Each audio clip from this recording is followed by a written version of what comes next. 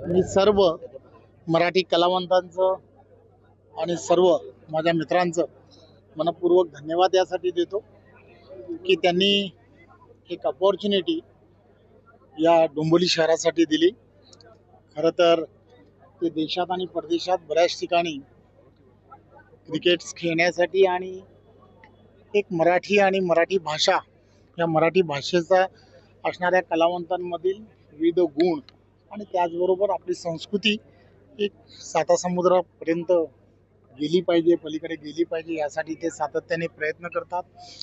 आणि डोंबिवली हे शहर आपल्याला सर्वांना माहीत आहे की एक सांस्कृतिक राजधानी म्हणून ओळखलं जातं आणि अशा शहरामध्ये या सर्व कलाकारांनी येऊन हा एक वेगळी अशी एन्जॉयमेंट, खरं तर सिने कलाकार यांना पाहणं हे आणि त्यांना प्रत्यक्षात त्यांच्याबरोबर दिवस काढणं हे डोंबिवलीकरांसाठी फार एक वेगळं असं मला वाटतं आकर्षण पण असेल आणि त्यांच्यासाठी एक फार मोठी पर्वणीही असेल।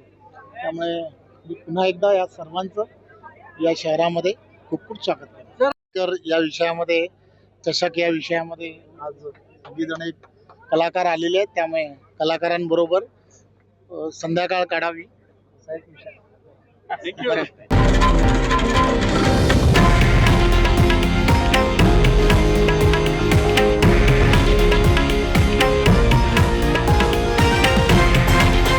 हे आहे देशातील नंबर 1 न्यूज नेटवर्क आणि आपण पाहत आहात TV9 मराठी, एकमेव।